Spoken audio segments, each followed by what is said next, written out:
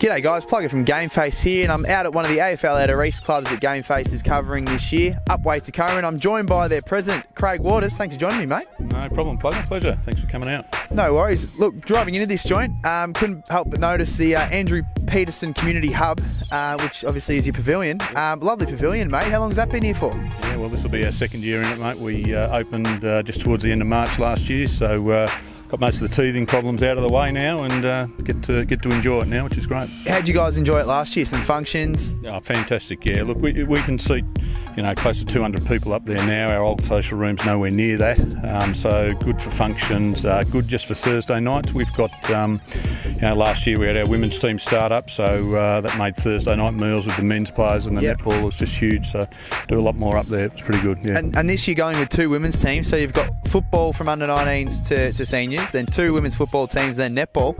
This place must be packed on a Saturday night, mate. Yes, we're probably getting to that stage where we need to expand it already, mate. So, look, the two women's football teams is fantastic. The development and growth, and these rooms have been on the go for 9 or 10 years, and so they probably weren't built with women's football in mind when they started. So, that's a pressure point for us now, just in terms of change rooms and things. But half our club now, I think we're at about 160 playing members, something like that. Half of those are women now. Amazing. Yeah, wow. Yeah, it's amazing, isn't it, to think back to now.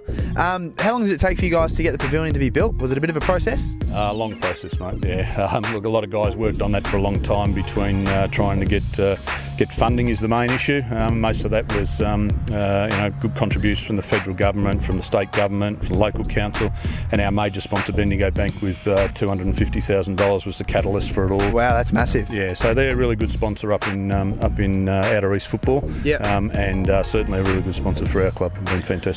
Yeah. Moving on to the footy now. Look, you're a week away from round one. A new look competition. You've got a few teams coming in within Cranbourne, Narre Warren and Berwick and Beaconsfield.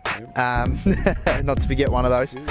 Just a few. What are you guys expecting here at Upwey? Oh, look, we're expecting it to be a really challenging season. I mean, we're a club that's been in Divi 1 of the Yarra Valley since it was formed in 1966. We've never gone down. We're probably close to one of the most successful clubs there in terms of premierships. And we step into a new stage now and a whole new challenge. I think a lot of the clubs up here will take a little bit of time to find their feet, see what sort of style of football it is and what we need. But our aim at the moment is get out there, be competitive, and then see where that takes us. Yeah. What are you excited about moving into the new competition, mate? I think the whole challenge of it, to be honest. Look, we've rolled through a number of clubs, over the years in terms of who you play against, and the strength of the competition has varied. There's been a batch of sort of 5 or 6 that have been relatively strong. That might change occasionally as to who that is, but the drop-off's been pretty significant, I suppose. And I've got a feeling that's not going to be the case in the Outer East. There might be one sitting right up there, way out ahead of us. Who knows? But the rest of us will be chasing pretty hard. So good stuff. Well, thanks for joining me this afternoon, mate. Nice to meet you, and we'll catch up during the season, mate. Good on you. Thanks, Plugger. Get your game face on.